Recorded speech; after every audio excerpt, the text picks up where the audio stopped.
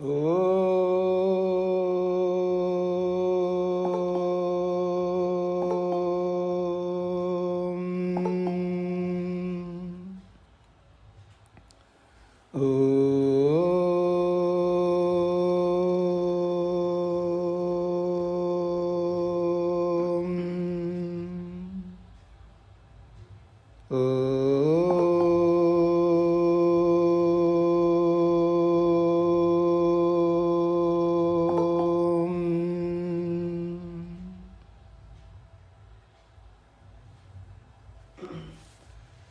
वेदांत दर्शन के तीसरे अध्याय के दूसरे पाद के 21वें सूत्र तक हमने विचार किया है।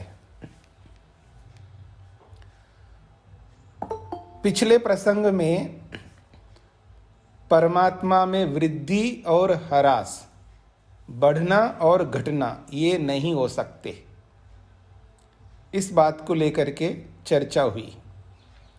जो अखंड एक रस सर्वव्यापक परमात्मा है, उसमें वृद्धि कहाँ से होगी?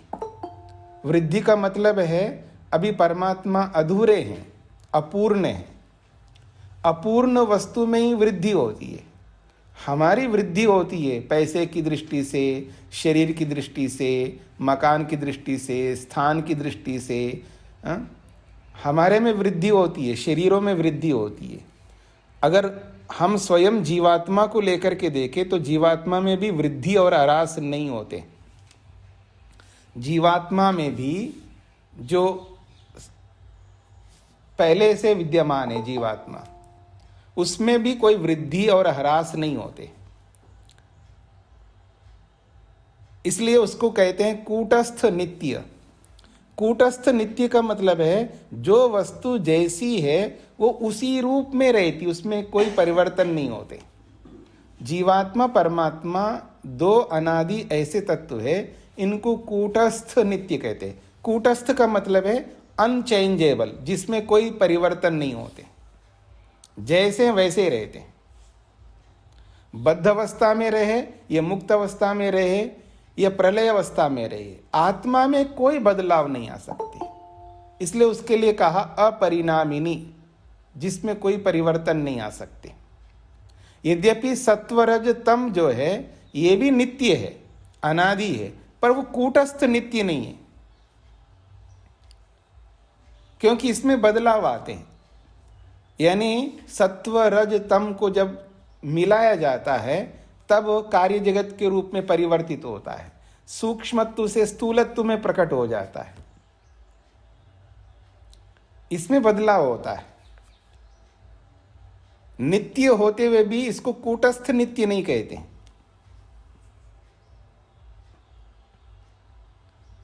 और केवल सत्तु जैसा है वो सत्तु वैसा ही रहेगा, उसमें भी कुछ आकर के मिल करके उसमें वो बढ़ जाएगा, ऐसा नहीं है। बस वो सत्व रज तम एकत्रित होते हैं, इकट्ठे रहते हैं, बहुत पास पास में रहते हैं। यही वृद्धि और दूर होना ही ह्रास है, घटना है। तो इस दृष्टिकोण से देखें तो परमात्मा में कोई वृद्धि और ह्रास नहीं होते। यहां तक हम पहुंच गए जी। अब आगे बढ़ते हैं कि कोई ये सोचे कि परमात्मा इतना ही है, इससे आगे नहीं है, अथवा परमात्मा ही नहीं है ऐसा कोई समझने लगे, परमात्मा नहीं है ऐसा कोई समझने लगे, नहीं समझ सकते ऐसे। परमात्मा तो है। कोई कहे नेति नेति, उपनिषद में आपने पढ़ा है ना, नहीं है नहीं है, परमात्मा ये नहीं है ये नहीं है। नेति नेति का मतलब ना इति ना इति, नहीं है नहीं है, ऐसा परमात्मा नहीं है। अथवा कोई इसी को समझने लगे परमात्मा ही नहीं है ऐसे समझने लगे, तो उस बात को ध्यान में रखते हुए, उसकी इयत्ता को ध्यान में रखते हुए, इयत्ता का मतलब है परमात्मा कितना है। जैसे भाई आपके पास कितना धन है, भाई 1 लाख है, 1 करोड़ है, 1 अरब है, 1 खरब है, कितना है, कितनी जमीन है। तो जो इयत्ता है ना, जो परिमाण है, नाप जिसको हम कहते हैं नाप, तो उसका जो परिमाण है, इयत्ता है परमात्मा की, बस परमात्मा इतना ही है, वो निषेध है।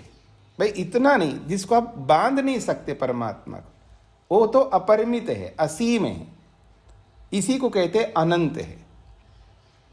अनंत का मतलब कुछ तो जानता होगा भगवान, मैं इतना हूं, भाई इतना हूं जान लेगा तो सीमा आ गई ना। परमात्मा अपने आप को यही जानता मैं अनंत हूं। जैसे मैं आपके पास बोलूं कितना पैसा है, जानते हो ना आप अपना पैसा, मेरे को नहीं बताना आपके पास कितना पैसा है, पर आप जानते हो ना मेरे पास आए जितना है उतना जानता हूं मैं। तो ऐसे ही परमात्मा अनंत है तो अनंत में ही, अनंत के रूप में जानता है। बस इस बात को समझने की आवश्यकता है। कह रहे हैं प्रकृतैतावत्वम ही प्रतिषेधति ततो ब्रवीति च भूयः। प्रकृत एतावत्वम, जो प्रकरण है परमात्मा का प्रसंग चल रहा है उसको कहते हैं प्रकृत। प्रकृत का मतलब है प्रकरण। जैसे आप लोग चर्चा कर रहे होते हैं, चर्चा किसकी कर रहे हैं, किस वस्तु की कर रहे हैं, मनुष्य की कर रहे हैं, घर की कर रहे हैं, चर्चा किसकी कर रहे हैं आप? वस्तु या तो जड़ या चेतन है, दोनों में से किसी की तो चर्चा करते हैं आप। तो चर्चनीय जो वस्तु है, तो आज प्रकरण किसका चल रहा है, यानी चर्चा किसकी चल रही है। तो यहाँ प्रकरण जब परमात्मा का चल रहा है तो उस प्रकरण में एतावत्वम, एतावत्वम का मतलब है इयत्ता, बस इतना परमात्मा है या इतने गुण हैं। इस एतावत्व का, इस परिमाण का, इस नाप का प्रतिषेधति, इसका खंडन होता है, इसका निषेध होता है। उसकी इयत्ता नहीं है, उसकी सीमा नहीं है। परमात्मा इतना है उसका खंडन होता है या उसको निषेध करता है शास्त्र। परमात्मा इतना ही है इस बात का खंडन करता है। इसका यह मतलब नहीं है परमात्मा नहीं है अथवा परमात्मा बस इतनी मात्रा में है, ऐसा नहीं है। बस मात्रा का निषेध करता, बस इतनी मात्रा में परमात्मा है, उसके गुण इतने ही हैं। कितने होंगे जी आपके अंदर, कितने हो? देखो जी मैं तो बहुत पढ़ता हूँ, मैं बहुत देता हूँ, मैं बहुत ये करता हूँ, बस इतने गुण हैं आपके पास में। किसी में 10 हो सकते, किसी में 50 हो सकते, किसी में सैकड़ों भी हो सकते। आप बहुत महान होंगे तो आपके अंदर बहुत सारे अच्छे गुण होंगे, पर उसकी इयत्ता, एक सीमा है, उसकी गणना समाप्त होती है। पर परमात्मा की ऐसी सीमा नहीं है। उस इयत्तापन का एतावत्तु का मतलब है इतना है भगवान, चाहे परिमाण की दृष्टि से, गुणों की दृष्टि से देखेंगे, उसका ही प्रतिषेधति, उसका ही निषेध करता है शास्त्र। ततो ब्रवीति, उसके आगे कहता है भूयः, इसके आगे परमात्मा बहुत है, उसका वर्णन भी शास्त्र करता है। जब निषेध करता है वो इयत्ता का निषेध करता है, बाकी उसके गुणों का निषेध नहीं करता है। ततो ब्रवीति, उसके आगे उसके गुणों को तो भूयः, बहुत अधिक गुणों का वर्णन करता ही है शास्त्र, ये कहना चाहते हैं। आइए भाष्य को देखते हैं, फिर सूत्रार्थ पर आते हैं। यद्यपि प्रकाशात्मकम सूर्यादिवत ब्रह्म इति बहुभी श्रुति वचने निर्णीतम। यद्यपि परमात्मा को प्रकाश स्वरूप के रूप में सूर्यादि के समान है, परमात्मा अग्नि के समान है, वायु के समान है, इस प्रकार ब्रह्म को बहुत सारे श्रुति वचनों से, शास्त्र के वचनों से निर्णय किया है हमने। पीछे परमात्मा प्रकाश स्वरूप है, ज्योति स्वरूप है, अग्नि स्वरूप है, वायु स्वरूप है, ऐसे परमात्मा के बहुत सारे स्वरूपों को श्रुति के, शास्त्रों के वचनों से निर्णय कर दिया। तथापि फिर भी हम एक बात कहना चाहते हैं, अथात आदेशः नेति नेति, ये बृहदारण्यक का उपनिषद, बृहदारण्यक उपनिषद का प्रमाण दे रहे हैं। तो परमात्मा के विषय में परमात्मा ऐसा है, ऐसा ऐसा वर्णन करते करते करते बृहदारण्यक उपनिषदकार कहते बस इसके आगे अब नहीं करूँगा मैं, नेति नेति, बस इसके आगे कोई वर्णन नहीं कर सकते। जितना जानता हूँ उतना ही तो करेंगे ना, इसके आगे कुछ और नहीं कर सकते। न इति न इति इत्यत्र नेति नेति वचने, ये जो इस शास्त्रीय जो प्रमाण है नेति नेति यानी नहीं है, नहीं है, इसके आगे कुछ कह नहीं सकते भगवान के बारे में। जितना जानता हूँ उतना ही बताया। इसका ये मतलब नहीं इसके आगे भगवान नहीं है, या इसके आगे और भगवान के गुण नहीं है, ये इसके आगे उसके कर्म नहीं है, इसके आगे उसके स्वभाव नहीं है। पर मेरी तो सीमा है ना, बताने वाले की सीमा है, ऋषि की अपनी सीमा है, इसलिए कहते वो न इति न इति, इसके आगे और कुछ नहीं कह सकता। तो इस वचन में, इस श्रुति के वचन में श्रुति प्रतिषेधति, श्रुति तो परमात्मा का निषेध कर रही है। ब्रह्म ही प्रकृतम, और प्रकरण में ब्रह्म का चल रहा है। ब्रह्म ही प्रकृतम, प्रकरण तो परमात्मा का है और उसी परमात्मा का निषेध कर रही है श्रुति। ये प्रश्नकर्ता कह रहा है। तत्र ब्रह्म ही श्रुति प्रतिषेधति इति, उस श्रुति में ब्रह्म का ही श्रुति प्रतिषेध कर रहा है, निषेध कर रहा है। इति भ्रमा स्यात्, ऐसा किसी के मन में भ्रम उत्पन्न हो जाए कि श्रुति जो है, शास्त्र जो है, ब्रह्म का ही निषेध कर रही है, परमात्मा का ही मना कर रही है, परमात्मा नहीं है, ऐसा कोई भ्रांति उत्पन्न न करे कोई। उसी भ्रांति को दूर करने के लिए बात कही जा रही है। तद अपनाया, उस भ्रांति को हटाने के लिए खलु उच्यते, हम उसका समाधान कर रहे हैं। यत्कि प्रकृतम ब्रह्म न प्रतिषेधति, जो प्रकरण में जो परमात्मा है उस परमात्मा का निषेध श्रुति नहीं कर रही है, किंतु कि फिर क्या कर रही है, क्या निषेध करती है श्रुति? किंतु प्रकृत एतावत्वम, प्रकृतस्य ब्रह्मण एतावत्वम प्रतिषेधति, प्रकरण में जो ब्रह्म है उस ब्रह्मा के इयत्तापन का निषेध करती है श्रुति। परमात्मा इतना ही है, इस सीमा में है, इतने ही गुणों वाला है, उसका निषेध करता है, यह करती है श्रुति। उसके परिमाण को, उसकी इयत्ता को, उसके गुणों के इयत्तापन को, इतनेपन को निषेध करती है श्रुति। उसके अस्तित्व का थोड़ा निषेध करती है, यह उसके गुणों का निषेध नहीं करती है। तो ये कह रहे हैं प्रकृतस्य ब्रह्मणा, जो प्रकरण में जो ब्रह्म परमात्मा है उस ब्रह्म के एतावत्वम प्रतिषेधति, उसके इयत्तापन का ही श्रुति मना कर रही है। ब्रह्म उपदेष्टव्यम प्रकृतम, ब्रह्म तो उपदेष्टव्य है, अर्थात ब्रह्म का उपदेश करना होता है। शास्त्र में ब्रह्म का ही तो उपदेश कर रहे हैं, और विशेषकर उपनिषदों में घुमा फिरा करके उसी ब्रह्म का उपदेश करती हैं सारी उपनिषदें, उसी परमात्मा तक हमें ले जाती है। इसलिए आप में से कुछ लोग कहते हैं घुमा फिरा करके वही बातें हो रही हैं। हाँ, बिल्कुल हो रही है। इतना होने के बाद में भी हमको समझ में नहीं आता है। मतलब माँ बोलती है ना बेटे को या किसी को भी, माँ कहती है बेटा मत कर मत कर मत कर मत कर, कितने बार बोलती है, फिर भी हम नहीं मानते हैं। मतलब कई बार ऐसा लगता है अपने आप को, मैं आपके लिए नहीं बोल रहा हूँ, हम इतने ढीठ हो गए हैं। चिकने घड़े होते हैं ना जी, चिकने घड़े के ऊपर कुछ भी डालो वो रहता नहीं है, फिसल के निकल जाता है। हम इतने चिकने घड़े जैसे हो गए हैं, हमको कितना ही उपदेश किया जाए किसी के भी द्वारा, ऋषि के द्वारा या साक्षात ब्रह्म परमात्मा भी आकर के भी हमें उपदेश करे तो भी ब्रह्मापि न रंजयति।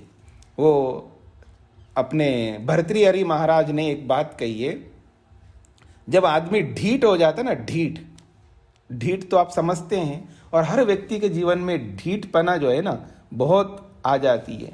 और पत्नी भी कई बार जब वो कर देती है ना पति को अनसुना, बहुत बोल दिया इसने, अब तो वो भी जो है अब सुन कर के भी अनसुना कर देती है।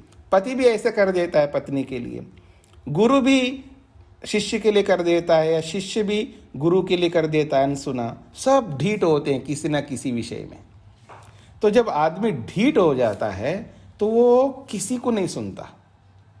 तो कहते हैं उस प्रसंग में भर्तृहरि जी ने कहा है ब्रह्मापि न रंजयति, अगर भगवान आकर के भी समझाए ना उस ढीठ आदमी को, जो ये ठान लेता है कि मेरे को सुनना नहीं है। अब उसको कौन सुना सकता है जी, कौन समझा सकता है? जिसने ठान लिया हो कि मेरे को किसी की बात नहीं सुननी है, उसको अब कोई नहीं सुना सकता। तो ऐसे ढीठ व्यक्ति को परमात्मा भी नहीं समझा सकता है। तो कह रहे हैं यहां पर कि परमात्मा के एतावत्व का निषेध कर रहे हैं। ब्रह्म उपदेष्टव्यम प्रकृतम, प्रकरण में तो ब्रह्म का उपदेश करने की बात आई है। ब्रह्म ते ब्रवाणी, वहाँ उपनिषद में कहा है कि एक ऋषि दूसरे विद्यार्थी को कहता है तुम्हें मैं ब्रह्म का उपदेश करता हूँ।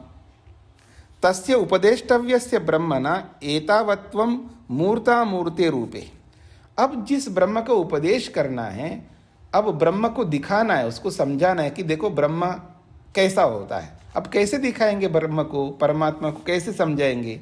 परमात्मा को समझाना इतना आसान नहीं है। चेतन वस्तु को समझाना आसान नहीं होता है। जड़ वस्तु को समझाना तो बड़ा सरल होता है। दिखा देंगे, देखो ये ऐसा है, घड़ा ऐसा होता है, मकान ऐसा होता है, उसका चित्र अगर नहीं है तो चित्र बनाएंगे। आजकल तो कंप्यूटराइज्ड हो रहा है सब दुनिया। हमारा जीना भी, हमारा लाइफस्टाइल भी कंप्यूटराइज्ड हो गया। मतलब हम लोग भी ऑटोमेटिक मशीन की तरह बन गए आजकल। तो अब कंप्यूटर में सब कुछ दिखा सकते हैं, आजकल तो कुछ भी दिखा सकते हैं। तो इस दृष्टिकोण से हम जड़ वस्तुओं को तो आसानी से दिखा देंगे, अब चेतन वस्तु को कैसे दिखाएंगे? कैसे दिखाएंगे? आप अपनी माँ को देखा कभी नहीं? अपनी जिंदगी में कभी अपनी माँ को देखा है आपने? तो आप कहेंगे हाँ तो देखा है, शरीरों को देखा। मैंने कहा आत्मा को, उस माँ रूपी आत्मा जो शरीर में, उसको देखा है क्या? नहीं देखा है। फिर भी तो मानते हो ना? कैसे मानते हो? वो खिलाती है, पिलाती है, सुलाती है, पूरी सेवा करती है, आपकी देखभाल करती है, तो उसकी क्रियाओं से हम समझते हैं। वो जो शरीर जो क्रिया कर रहा है, शरीर, उसकी क्रियाओं से हम समझते हैं कि हाँ माँ है। तो ऐसे परमात्मा को समझाना है तो उसके दो ही स्थितियां हैं।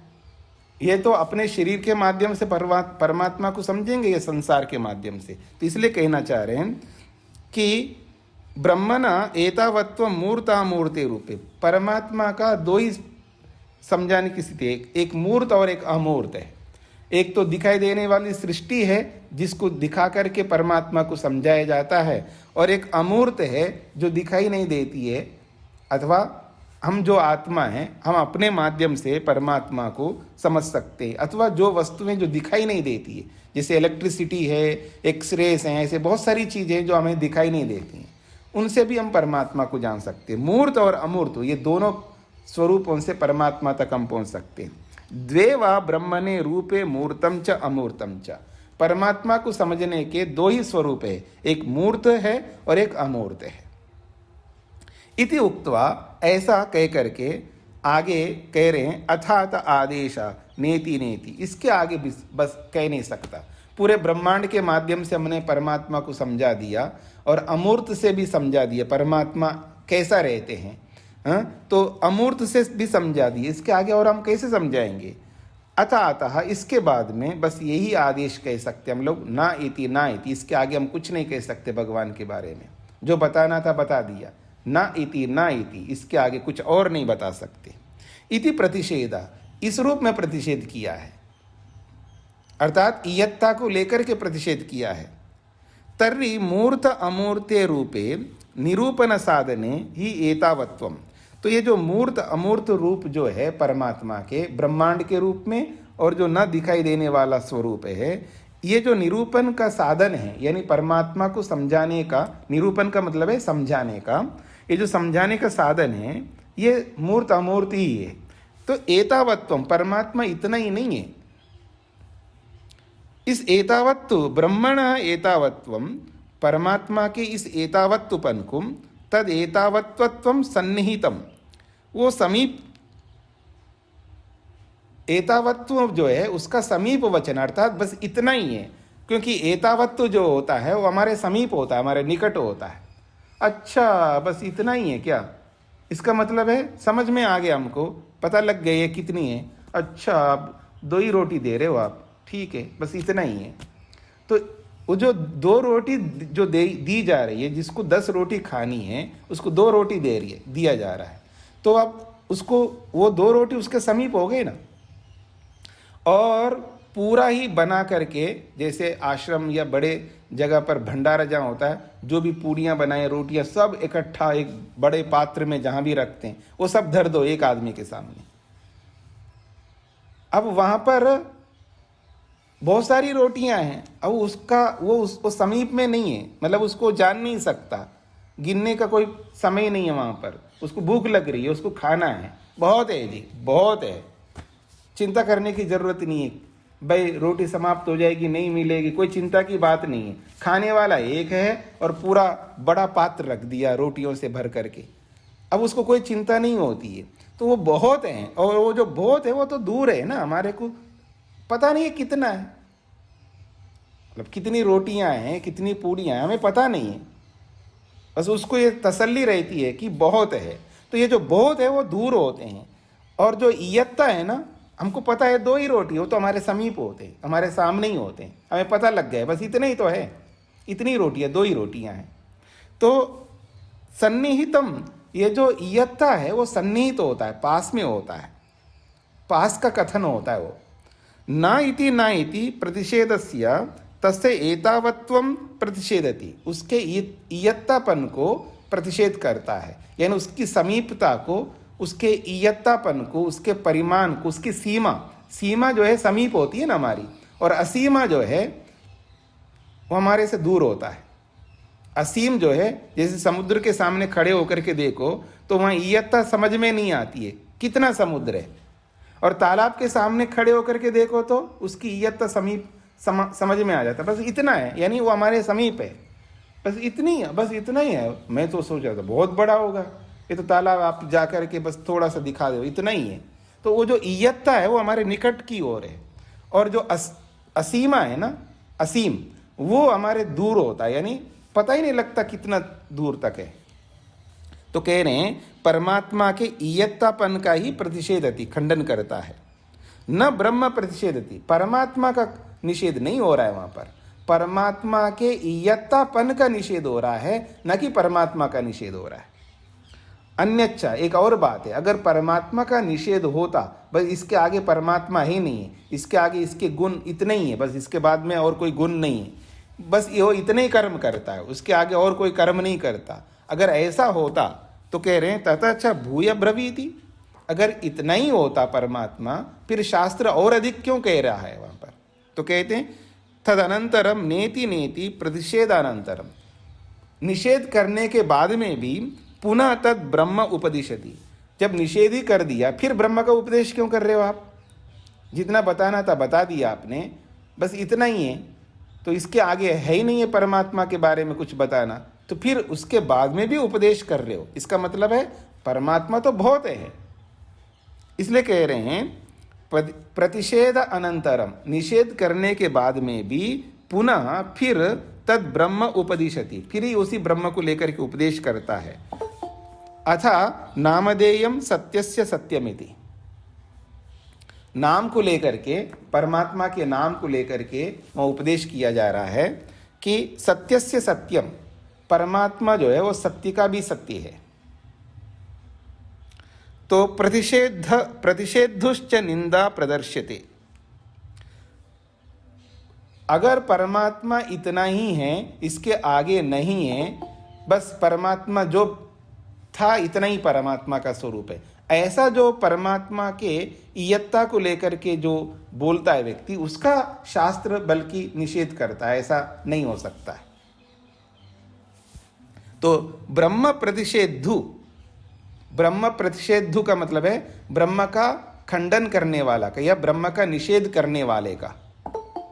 जो परमात्मा का निषेध करता, बस परमात्मा तो इतना ही है जी, ऐसा जो बोलने वाला है उसका निषेध शास्त्र करता है, इस बात को लेकर के बोल रहे। कहते हैं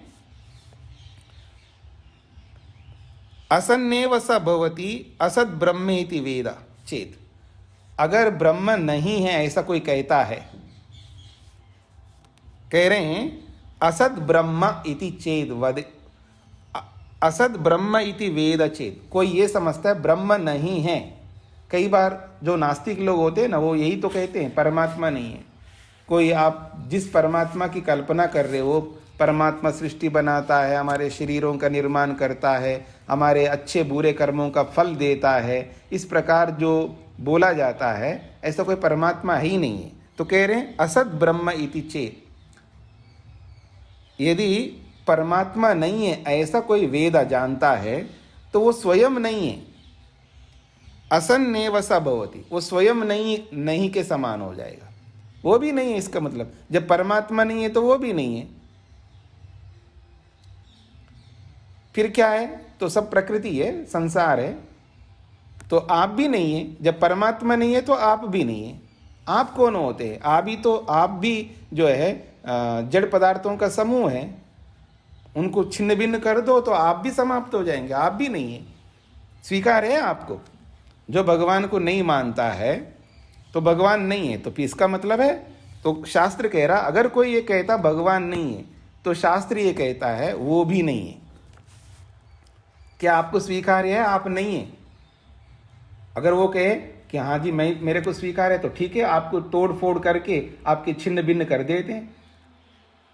वो जो आप आजकल वो मशीनें आती है ना, सब्जी काटने की मशीन आती है या ग्राइंडर आते हैं, बड़े बड़े ग्राइंडर होते हैं, उसमें डाल दें आदमी को, उसका जूस बन जाएगा। ठीक है, आपको अलग कर दिया, आप है ही नहीं, आपको अलग कर देते, समाप्त कर देते आपको स्वीकार है क्या? आपकी आत्मा मानती है कि आप नहीं हैं। जब आप भगवान को नहीं है मान रहे तो आप भी नहीं हैं। आप कौन होते हैं? आप तो अनेक अवयवों का एक समुदाय मात्र है। ठीक है, आपके अवयवों को अलग कर देते हैं, ऐसा नहीं हो सकता। तो कह रहे हैं अगर कोई ये कहता ब्रह्म नहीं है तो वो भी नहीं है, तो उसकी निंदा की जा रही है यहां पर। इसका मतलब ब्रह्म है, और जो ब्रह्म है ऐसा मानता है उसकी प्रशंसा भी शास्त्र करता है। तो ब्रह्म अस्तित्वम मन्यमानस्य प्रशंसा च निगद्यते, और जो ब्रह्म है ऐसा जो मानता है तो उसकी प्रशंसा भी होती है। अस्ति ब्रह्म इति चेत वेदा संतम एनम ततो विदुरिति। कितनी अच्छी बात कही है। अगर कोई ये कहता ब्रह्म है, अस्ति ब्रह्म इति चेत वेदा, कोई व्यक्ति ये जानता है हाँ परमात्मा मेरे को देख रहा है, वो निश्चित रूप से मेरे कर्मों का फल देगा, इसलिए मैं ऐसा कर्म ना करूं, परमात्मा है मेरे को देख रहे हैं। अगर इस बात को मान करके वो बुरे कर्मों से बच रहा है तो कह रहे हैं अस्ति ब्रह्म इति चेत। कोई व्यक्ति ये मानता है कि ब्रह्म है, परमात्मा है, तो ऐसे व्यक्ति को क्या कहा जाता है? शास्त्र कहता है संतम एनम ततः विदु। उसको संत मानता है शास्त्र, महान मानता है। संत तो समझते हैं ना आप? संत का मतलब क्या समझते हैं आप? बहुत सारे संत होते हैं ना, तो संत का मतलब है कोई कपड़े पहनने से, दाढ़ी रखने से, पगड़ी पहनने से संत नहीं होता है। संत का मतलब है जिसके अंदर ईश्वरीय गुण हो, जिसके अंदर विशेषता हो, जिसके अंदर परमात्मा जैसा भाव रहे। जैसे परमात्मा सबसे प्रेम करता है, प्राणी मात्र के साथ प्रेम रखता है, सबके साथ एक जैसा व्यवहार करता है, सम व्यवहार करता है। ये ठीक है कि योग्यता के अनुसार, कर्मों के अनुसार फलों में अंतर आएगा सबके पास में, लेकिन एक सामान्य रूप से सबको प्रेम देता है। माँ भी जब बच्चों से प्रेम करती है तो समान रूप से सबको प्रेम करती है। और एक आदमी है न तो व्यायाम करता है, निठल्ला जैसा रहता है, काम नहीं करता है, वो शरीर से भी दुबला पतला है, और उसको पचता भी ये नहीं है, ना घी पचता है ना दूध पचता है, तो उसको माँ जो है ना ठीक है 200 ग्राम 250 ग्राम दूध दे देगी। पर जो एक बेटा है वो व्यायाम भी करता है, मेहनत भी करता है, सारे घर का काम भी कर रहा है, और उसका शरीर भी बहुत मजबूत है, दृढ़ है, तो उसको एक पाव देने से क्या काम चलेगा? तो माँ उसको आधा लीटर भी दे सकती है, 1 लीटर भी दे सकती है, उसको पचता भी है। और इस दुबले पतले आदमी को 1 लीटर भी देंगे तो भी पचेगा नहीं, तो उसको क्यों देंगे? तो ये तो योग्यता के अनुसार, तो पाचन के हिसाब से, अवस्था के हिसाब से, एज के हिसाब से कोई ये सोचे कि आप जितना खा रहे हो मैं भी उतना ही खाऊंगा, नहीं चलेगा ना। एक वृद्ध व्यक्ति, एक अधिक उम्र वाले व्यक्ति कम खाएगा, जवान बच्चे ज़्यादा खाएंगे। हम 1 बार 2 बार खा करके भी हमको नहीं पच रहा है, और छोटे बच्चे तो 5 बार भी खा करके भी पचा लेते हैं। तो इस रूप में समान नहीं होगा ना। वो तो वो योग्यता के, अवस्था की दृष्टि से, मेहनत की दृष्टि से, अलग अलग योग्यता से व्यक्ति के साथ व्यवहार, यथा योग्य व्यवहार हम करते हैं, चाहे वो माँ करे, पिता करे, गुरु करे या परमात्मा करे। लेकिन प्रेम तो सबसे करेंगी ना माँ, एक जैसा ही प्रेम करेंगे सबके साथ। जहाँ समानता होती है वहाँ सबके साथ एक जैसा ही होगा, और जहाँ योग्यता के हिसाब से कोई चीज़ें देनी होती हैं वो कम ज़्यादा हो सकती है, लेकिन प्रेम तो एक जैसे ही करना चाहिए ना। तो ईश्वर तो सबके साथ प्रेम करेगा ना। तो तो संत व्यक्ति वो होता है ना जो सबके साथ प्रेम करता है, उसको संत कहते हैं। तो जो परमात्मा है ऐसा मानता है, केवल शब्दों से बात नहीं हो रही है, परमात्मा को है, मेरे को देख सुन जान रहे हैं, परमात्मा है, वो कर्मों का फल देगा मेरे को, ये मान करके जब आगे कर्म करने लगता है तो उसको डर लगता, पाप नहीं करेगा, फिर अच्छे कर्म करता जाएगा। तो ऐसे व्यक्ति को संत कहते हैं। संतम एनम, उसको संत मानते हैं। ततो विदो, इससे उसको इसी तरह मानते, संत के रूप में ही उसको स्वीकार करते हैं, अर्थात उसको विद्यमान स्वीकार करते। किसी का अस्तित्व का होना अपने आप में बहुत बड़ी बात होता है। जैसे कोई बच्चा निठल्ला है, मेहनत नहीं करता, उसका होना ना होना एक जैसा होता है। वो घर में है लेकिन वो रहना बेकार है, उसका न घर का करता है ना बाहर का करता है, कुछ नहीं करता है, बाहर की तरह रहता है, तो उसका होना नहीं है। लेकिन कोई काम करने वाला होता है, मेहनत करने वाला होता है, उसका अस्तित्व अपने आप में बहुत महत्व रखता है। तो यही कह रहे हैं संतम एनम, उसकी विद्यमानता को स्वीकार करता है शास्त्र, ये कहना चाहते हैं। सूत्रार्थ लिखिएगा। परमात्मा के वर्णन का जो प्रसंग है, परमात्मा के वर्णन का जो प्रसंग है,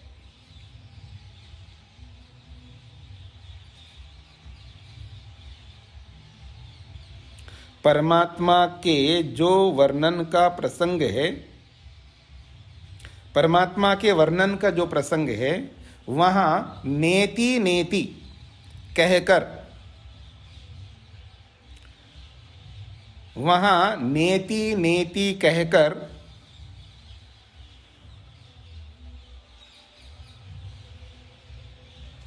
वहाँ नेति नेति कहकर जो परमात्मा का निषेध किया है, जो परमात्मा का निषेध किया है,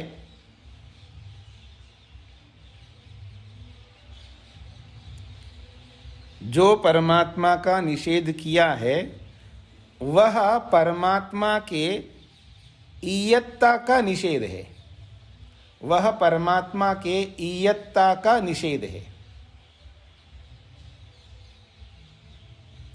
ईयत्ता का मतलब है सीमा, वह परमात्मा के ईयत्ता का, सीमा का निषेध है।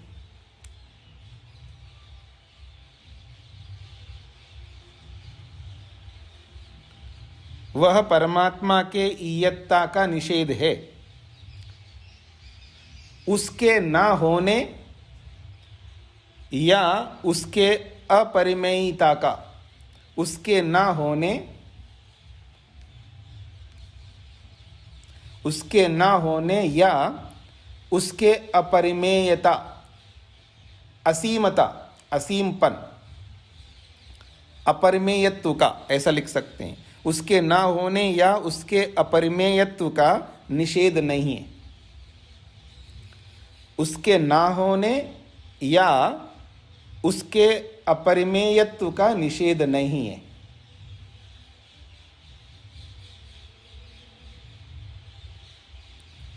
उसके ना होने या उसके अपरिमेयत्व का निषेध नहीं है।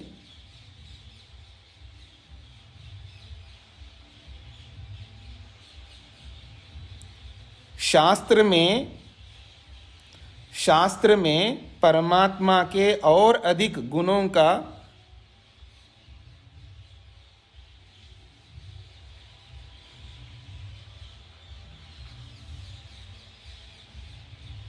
शास्त्र में परमात्मा के और अधिक गुणों का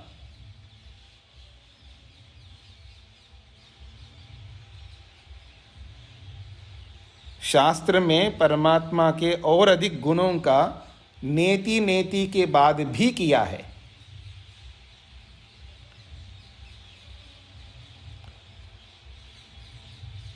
शास्त्र में परमात्मा के और अधिक गुणों का नेति नेति के बाद भी किया है।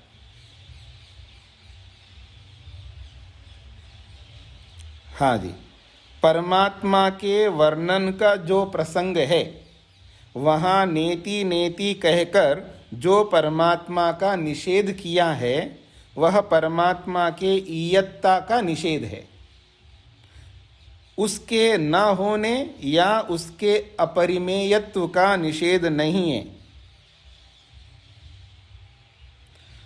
और शास्त्र में परमात्मा के और अधिक गुणों का नेति नेति के बाद भी किया है। जो भी आपने लिखा होगा अंत में वाक्य, ठीक है, ठीक है जी, आगे बढ़े। अगला सूत्र है 23वां। कोई ये ना सोचे ब्रह्म नहीं है, ब्रह्म अस्ति, परमात्मा है पर दिखाई नहीं देता है। कहते हैं तद अव्यक्तम आह इति, तद उस परमात्मा को शास्त्र अव्यक्त कहता है। आह का मतलब है कहता है, तद का मतलब है परमात्मा, अव्यक्तम का मतलब है न दिखाई देने वाला। उस परमात्मा को न दिखाई देने वाला, इंद्रियों से नहीं दिखाई देने वाला, ऐसा शास्त्र कहता है। तद ब्रह्म खलु अव्यक्तम न व्यक्तम, इंद्रियैः अवेज्यमानम, इंद्रियैः अग्राह्यम, किल आह ही श्रुति। श्रुति क्या कहती है कि वो परमात्मा अव्यक्त है, अर्थात इंद्रियों से प्रकट नहीं होता है। तद ब्रह्म खलु अव्यक्तम न व्यक्तम, अर्थात प्रकट नहीं होता है। किनसे? इंद्रियैः अवेज्यमानम, इंद्रियों से प्रकट नहीं होता है, अर्थात इंद्रियैः अग्राह्यम, इंद्रियों से गृहीत नहीं होता है। किला निश्चित रूप से, ऐसा ही श्रुति आह, श्रुति ऐसा ही कहती है। क्या कहती है? स एषा नेति नेति आत्मा अगृह्यो नहीं गृह्यते। स एषा, वो ये जो परमात्मा है, नेति नेति, अर्थात वो आत्मा इसके आगे और जो हम वर्णन करके बता रहे हैं, इसके आगे और अधिक नहीं बता सकते। देखो ऐसा है भगवान, ऐसा नहीं कह सकते। इसलिए वो परमात्मा जो है अगृह्य नहीं गृह्यते, वो इंद्रियों से गृहीत नहीं होता है, इसलिए वो अगृह्य है। अत्र वचने स एष आत्मा, तो ये जो श्रुति में बृहदारण्यक में ये जो वचन आया है स एष आत्मा इति कथनेन तस्य अस्तित्वं प्रतिपाद्यते, उसके अस्तित्व का प्रतिपादन वर्णन हो रहा है। मतलब परमात्मा का अस्तित्व है पर वो गृहीत नहीं होता है, वो इंद्रियों से पकड़ में नहीं आता है।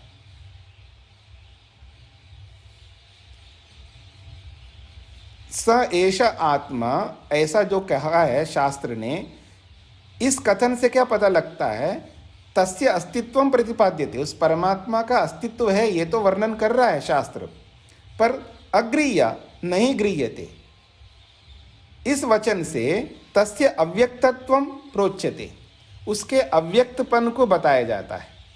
यानी वो परमात्मा बस है लेकिन वो इंद्रियों से दिखाई नहीं देता है, ये बात कही जा रही है।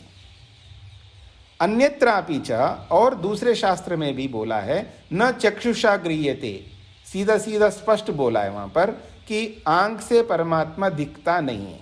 न चक्षुषा गृह्यते, नापि वाचा, और न वाणी से पकड़ में आता है, न अन्यै देवै, न और इंद्रियों से वो पकड़ में आता है। किसी भी इंद्रिय से दिखाई नहीं देगा, किसी भी इंद्रिय के पकड़ में नहीं आता है। ऐसा मुंडकोपनिषदकार ने भी कहा। इसलिए वो अव्यक्त है, न दिखाई देने वाला है।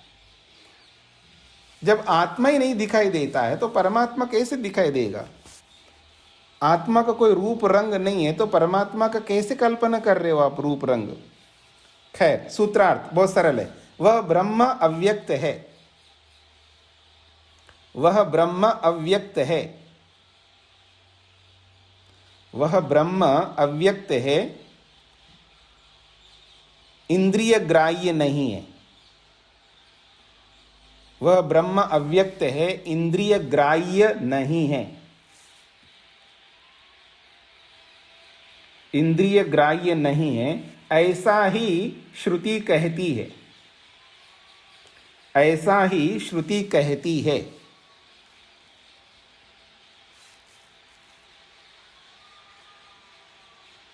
ऐसा ही श्रुति कहती है।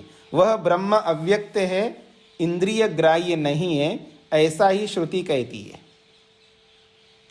जब वो इंद्रिय ग्राह्य नहीं है तो फिर उसका दर्शन कैसे होता है जी?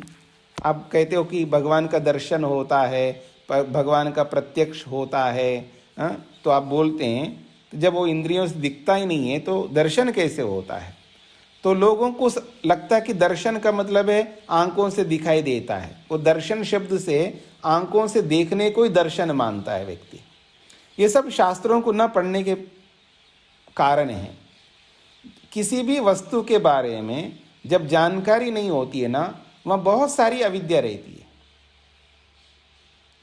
हाँ जी, सूर्य ग्रहण हो रहा है जी, चंद्र ग्रहण हो रहा है, तो जो पुरानी माताएं हैं ना, वो भोजन जल्दी बना करके जल्दी खिला करके सब करवाती हैं। और आजकल के पढ़े लिखे लोग तो ग्रहण का काम ग्रहण कर रहा है, हमको तो खाएंगे, हम पकाएंगे खाएंगे। वो पढ़े लिखे लोगों को पता लगता है। तो ये तो ठीक है, ये तो रोज का काम है उनका। रोज का मतलब है जब भी होगा ये तो केवल एक दूसरे के सामने आ रहे हैं और इसलिए वो हमको दिखाई नहीं देगा, या ग्रहण हो गया, जो भी जिस भाषा में हम लोग प्रयोग करते हैं।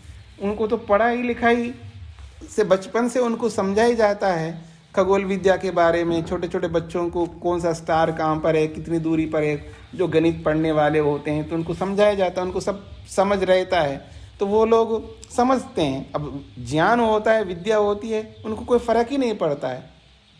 और जो जिनके पास विद्या नहीं, वो कितने परेशान हो रहे होते हैं, कितने दुखी हो रहे होते। देखो, ये समझते नहीं, हम बोलते हैं लेकिन हमारी बात मानते नहीं है। बस केवल बोलने से ना तो खुद को पता है, खुद पता नहीं है, और दूसरों को बोल रहे हैं, तो समझ में नहीं आता जिस किसी भी विषय में। एक तो ग्रहण तो एक अलग बात हो गई, सूर्य ग्रहण, चंद्र ग्रहण, जो भी है। बाकी जो भी परंपराएं होती है ना, बहुत सारी परंपराएं, तो वो अच्छी परंपराएं भी होती, मैं उसका मना नहीं कर रहा हूँ, लेकिन जो बिना सिर पैर की जो परंपराएं होती है उसको हटा सकते हैं हम, उसको अस्वीकार कर सकते हैं। और किसी को आगे आना पड़ता है, किसी न किसी को। अब घंटी किसके गले में बांधी जाए तो जो आएगा, वो सामने आएगा, वो महान बन जाएगा। क्योंकि देखिए, महान वो बनता है जो पहले छोटा होता है, अल्प होता है, तभी वो बड़ा बनता है। और जो पहले से बड़ा है उसको क्या बड़ा बनना है? परमात्मा को कोई बड़ा थोड़ा बनना है, वो तो पहले से बड़ा ही है, वो महान है। हम लोग महान नहीं हैं, हम छोटे लोग हैं, अल्प लोग हैं, हम लोग अल्प सामर्थ्य वाले हैं। हमें महान बनना है तो हमें ही आगे आना पड़ता है, दूसरों को नहीं ढूंढना होता है कि भाई कौन कहेगा। अरे भाई कौन कहेगा, आप कहो ना, डरते क्यों हैं? अब सास को कौन कहेगा, 3-4 बुव्वे हैं और बात तो कर रहे हैं गुपचुप मिलकर के, तीनों मिलकर के बुव्वे जो है ना, गुप्तगू कर लिया है कि हाँ ये गलत कर रही है सास, ऐसा नहीं होना चाहिए, ये है वो है, हाँ ऐसा होना चाहिए, बात कर लिए। अब सास को बताए कौन? वो डर रही है, तू बड़ी है तू बता दे, नहीं नहीं तू छोटी है तू बता दे। अब आपस में ये कर रहे हैं, तू बता कोई नहीं रहे। तो घंटी तो अपने गले में डाल लो, जो भी मानने दो उनको। तो कहने का अभिप्राय ये है कि जो सामने आएगा, जो आगे उतरेगा दंगल में, वही तो महान बनेगा। पीछे रह करके कुछ भी बोलते रहो, उससे क्या महानता होगी? अभी हम निरुक्त पढ़ रहे हैं, वहाँ महान की बात आई थी, उसमें यही बताया कि पहले अरस्व होता है, उसके बाद महान होता है, पहले छोटा होता है, उसके बाद बड़ा होता है। आज ही हम पढ़ रहे थे निरुक्त में। तो महान बनने के लिए हमको आगे आना पड़ेगा। हम छोटे लोग हैं तो हमको महान बनना पड़ेगा, आगे आना पड़ेगा, अपने गले में घंटी बांधनी पड़ेगी। कोई कुछ भी समझने लगेगा, गलत तो गलत है तो बताना होगा, चाहे वो माँ हो, पिता हो, गुरु हो, चाहे कोई भी हो हमारे सामने। अगर गलत परंपरा है, गलत आदतें हैं, गलतियां हैं, तो उसको बताने के लिए किसी को तो आगे आना ही होगा। अगर आगे आने वाले को ये डर लगता है पता नहीं बाद में हमारे साथ क्या व्यवहार होगा जो होगा। हाँ, सास तो बिल्कुल पूजा नहीं करेंगी। अब सास की गलतियां बता रहे हो तो पूजा थोड़ा करेगी? मत करने दो पूजा, आपकी बढ़ाई नहीं करने दो। लेकिन यथार्थ को आप बोल करके घूंघट हटा दिए ना आपने। देखो घूंघट कहाँ पहना है आपने, घूंघट को तो हटा दिया। आप घूंघट क्यों नहीं पहनते, आप हटा दिए ना। तो सास मानने दो कुछ भी हो, लेकिन आपने बहुत सारी परंपराओं को आपने हटा दिया, तो ऐसे वो भी हटा दो, बोल दो जो भी करना है। तो कहने का अभिप्राय है कि महान तो बनना पड़ता है व्यक्ति को, अपने आप महान होकर के नहीं आता है। तो कह रहे हैं परमात्मा तो दिखता नहीं है, फिर उसका दर्शन कैसे होगा। तो उसका उत्तर दे रहे हैं, अव्यक्तम अतीन्द्रियम सत् तद ब्रह्म कथम उपलभ्यते इति आकांक्षायाम उच्यते। परमात्मा अव्यक्त है, अतीन्द्रिय है, अतीन्द्रिय परमात्मा कैसे उपलब्ध होता है, कैसे उसका प्रत्यक्ष होता है, कैसा उसका दर्शन होता है, इस बात को लेकर के अगले सूत्र में स्पष्ट किया जा रहा है। अपि संराधने प्रत्यक्ष अनुमानाभ्याम। सूत्र का अर्थ बाद में समझेंगे, पहले भाष्य को देखते हैं। तद अव्यक्तम ब्रह्म खलु उपलभ्यते संराधने योग रीत्या उपासने।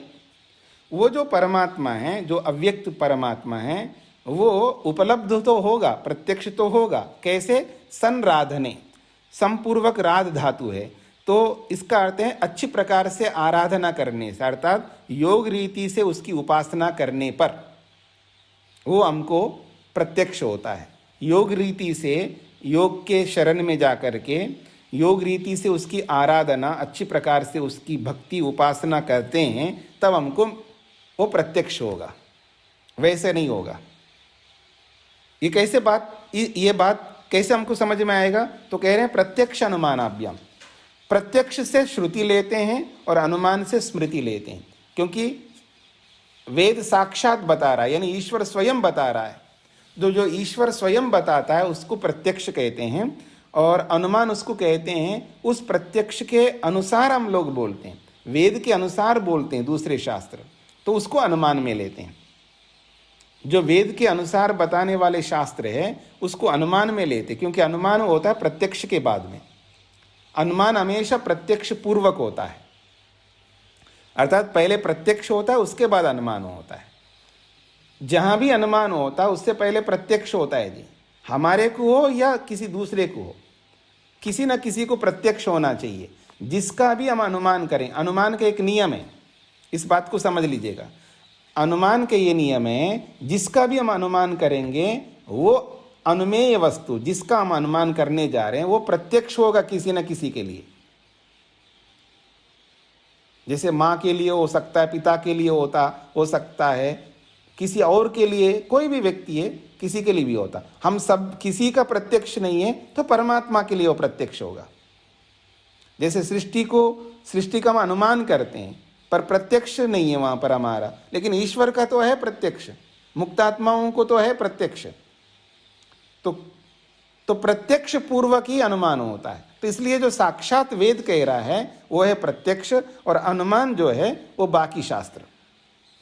तो कह रहे हैं श्रुति स्मृतिभ्याम किला एतत् प्रतिपाद्यते। श्रुति में और वेद में और बाकी शास्त्रों में इस बात का प्रतिपादन होता है, इसका वर्णन होता है।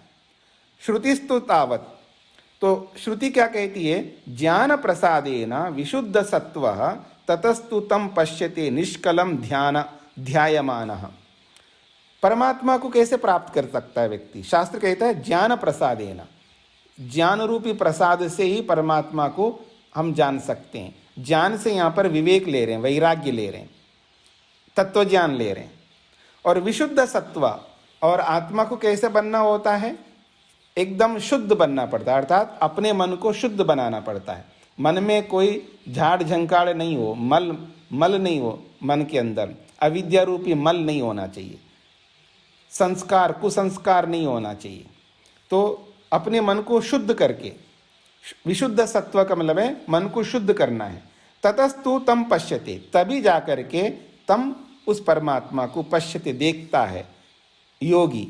कैसा वो परमात्मा? निष्कलम, वो बिल्कुल मल रहित है। निष्कलम का मतलब है परमात्मा भी मल रहे थे, अविद्या रहे थे, और हमें भी अविद्या रहित होना पड़ता है, तब जाकर के उस अविद्या रहित निष्कल परमात्मा ध्यायमान, ध्यान करने वाले को मिलता है, ध्यान करने वाले को प्रत्यक्ष होता है। ये श्रुति वचन दिया नहीं, यानी साक्षात वेद तो नहीं है, लेकिन वेद का भी वचन आप यहाँ दे सकते हैं कि युंजते मन युंजते, ऐसे बहुत सारे मंत्र हैं जिनके माध्यम से परमात्मा प्रत्यक्ष होता है। इन्होंने दिया नहीं है वेद का।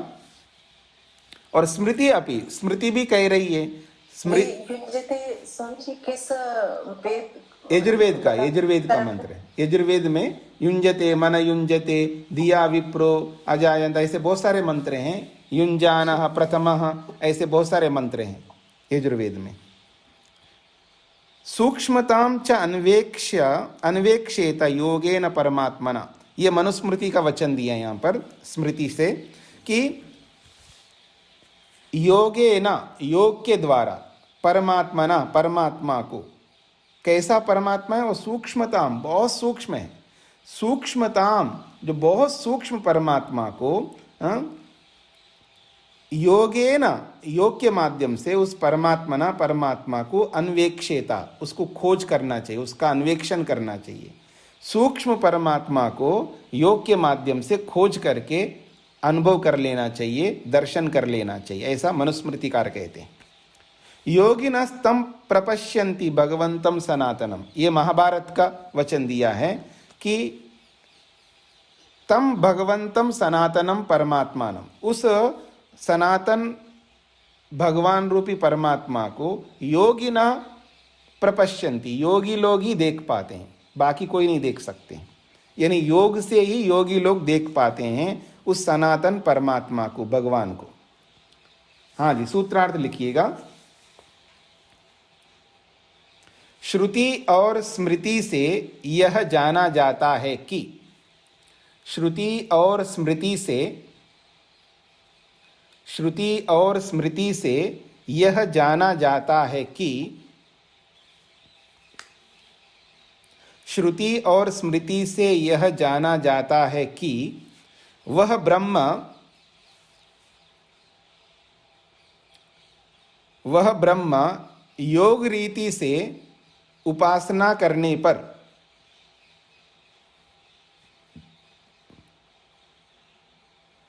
वह ब्रह्म योग रीति से उपासना करने पर प्राप्त होता है।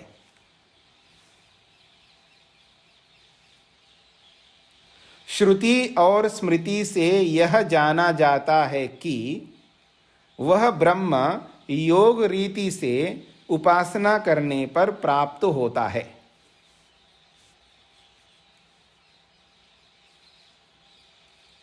अगला सूत्र, प्रकाशादिवत् च अवैशेष्यम प्रकाशश्च कर्मणि अभ्यासात्। अब परमात्मा ऐसे नहीं मिलता है, बहुत सारे योग के कर्म करने पड़ते हैं, योग को जीवन का साथी बनाना पड़ता है, योग के अंगों को जीवन में धारण करना पड़ता है। जैसे आजकल लोग में क्या कर रहे हो जी, सुबह सुबह योगा कर रहा हूँ, अच्छी बात है, वो व्यायाम को योग मान रहा है तो कोई भी बात नहीं, कि वो भी एक जीवन का अंग है। शरीर को स्वस्थ रखने का उपाय अपनाना भी योग का एक विभाग मान करके चल सकते हो आप। तो केवल आसन करने से, केवल प्राणायाम करने से या केवल ध्यान करने से काम नहीं चलेगा, ये हम सबको समझना चाहिए। कोई ये समझते मैं रोज़ ध्यान करता हूँ, मैं ईश्वर का भक्त हूँ, अच्छी बात है, ध्यान करो। कोई कहता है कि मैं रोज़ योगा करता हूँ, एक्सरसाइज करता हूँ, प्राणायाम करता हूँ और क्या बोलते हैं, आसन करता हूँ, ठीक है, अच्छी बात है, ये भी योग का अंग है एक, ठीक है, ध्यान करना भी एक योग का अंग है। लेकिन हमें योग के और भी तो अंग हैं, उनको भी तो धारण करना होगा ना। हम लोग सबको धारण करते हैं, यम नियम को धारण नहीं करते। मतलब व्यायाम करना हमारे लिए आसान है, प्राणायाम करना भी आसान है, ठीक है। देखो जी, मैं भी भगवान का भक्त हूँ, पूजा पाठ करता हूँ, ये भी दिखाना पड़ता है दुनिया को। नहीं दिखाऊंगा तो दुनिया में जो मेरा नाम है, मेरी प्रतिष्ठा है, वो कम हो जाएगी। जैसे मैं कहूँ मैं सन्यासी हूँ, तो कोई मेरे से पूछे बाबा जी तुम ध्यान करते हो, संध्या करते हो, तो बताना पड़ेगा ना। मैं नहीं करता हूँ तो बोल नहीं सकता, क्यों जी, नहीं करता हूँ ये तो बोल नहीं सकता। अब मेरे को दिखाना पड़ेगा आप लोगों के लिए कि हाँ जी मैं भी भगवान का ध्यान करता हूँ। तो आदमी दिखाने के लिए भी करता हो भगवान की भक्ति, तो ये सब अच्छे काम है। भले ही दिखाने के लिए करें तो भी अच्छा ही कर रहा है, कोई बुरा काम तो नहीं कर रहा है ना व्यक्ति। लेकिन इतना करने मात्र से योग नहीं माना जाएगा। योग में जो बेस आधार है वो यम नियम है, उसको हम एक किनारे पे रख देते हैं, बाकी सबको फॉलो करने का प्रयास करते रहते हैं। और चीजों को यानी सबको अपनाना पड़ेगा, यानी योग के 8 अंगों को जीवन के साथ जोड़ करके चलना पड़ेगा। ठीक है, हमारी योग्यता के ऊपर निर्भर करता है कि कौन कितना अपना रहा है, वो एक अलग बात है। लेकिन अपनाना तो सभी को है, अपनाना तो सभी को है। रोटी बनानी है और पानी नहीं मिलाना है, और कैसे बनाओगे रोटी? सब्जी बनानी है आपको तो उसमें तेल नहीं मिलाना, उसमें नमक नहीं मिलाना, उसमें मसाले नहीं मिलाना, और बस सब्जी बनाना है, ऐसे थोड़ा होगा।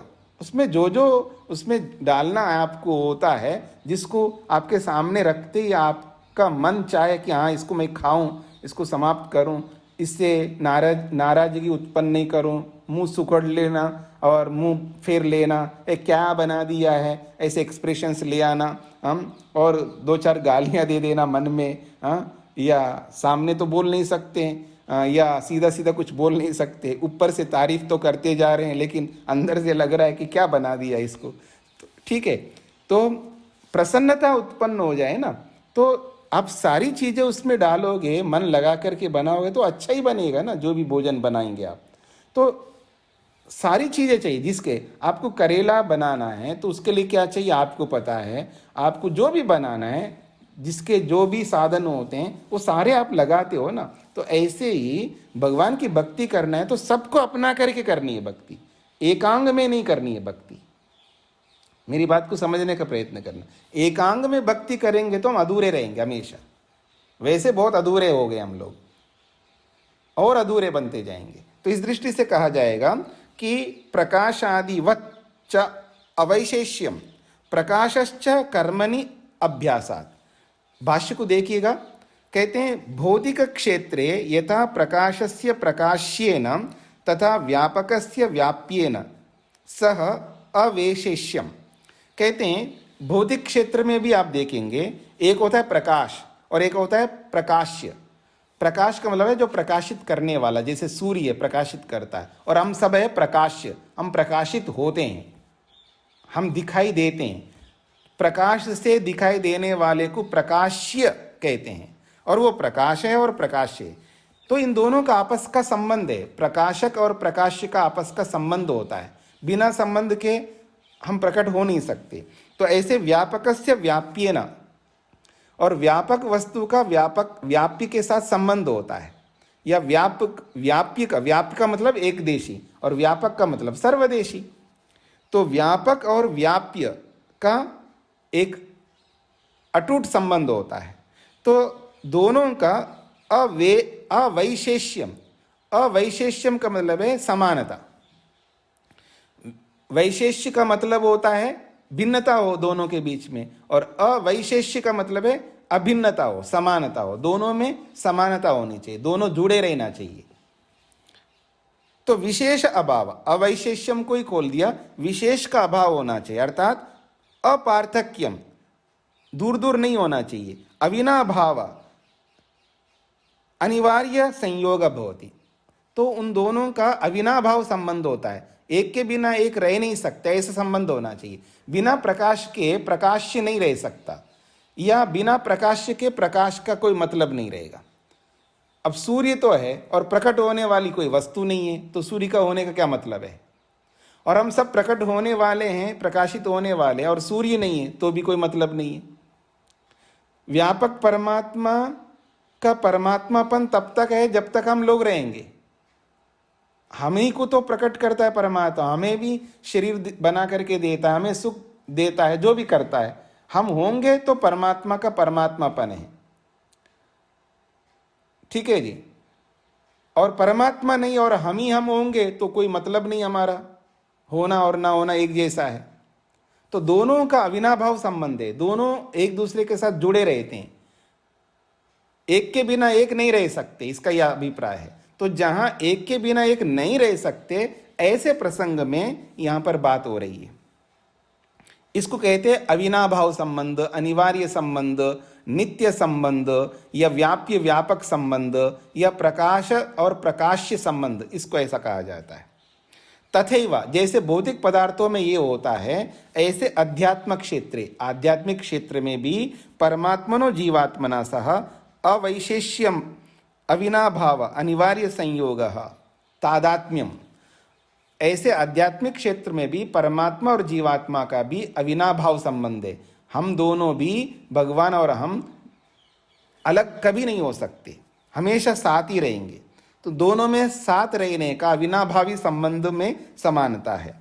तो ये जो स्थिति है, तस्य अवैशेष्यस्य अविनाभावस्य अनिवार्य संयोगस्य प्रकाशः, जब हम परमात्मा में ही हैं, परमात्मा हमारे में है, तो उस परमात्मा के साथ हमारा संयोग होने से प्रकाशः, उसका जो प्रकाश होता है परमात्मा का, अर्थात प्रकटी भाव, उसका जो प्रत्यक्षीकरण होता है, वो कैसे होता है? संराधने, संराधने कर्मणि, जो संराधन रूपी कर्म है, अर्थात जो योग में कर्म है, जो निरंतर हम करें, यम नियम आसन प्राणायाम प्रत्याहार धारण आदि 8 अंगों को, तो जो आराधना रूपी कर्म है वो किला अभ्यासात, वो निरंतर अभ्यास करना पड़ेगा, एक दिन का 2 दिन का नहीं है, वो जीवन भर अभ्यास करना पड़ेगा और जन्म जन्मांतरों से अभ्यास करना पड़ेगा।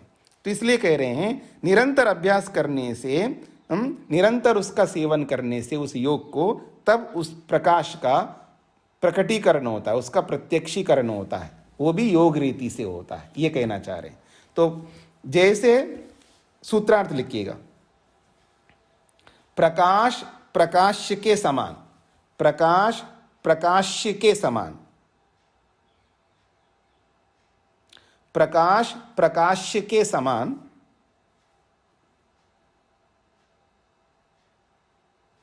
प्रकाश प्रकाश्य के समान परमात्मा का प्रकाश अर्थात प्रत्यक्षीकरण,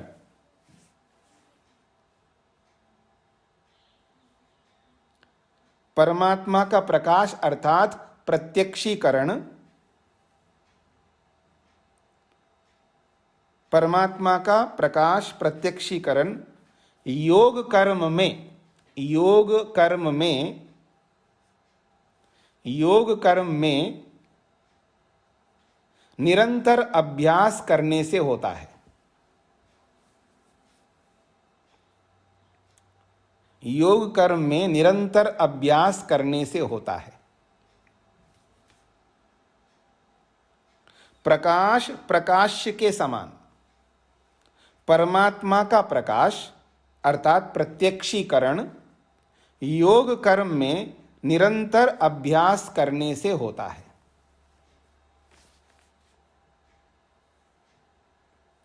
ठीक है जी, तो इसको यहीं पर विराम देते हैं। ओम शांति शांति शांति।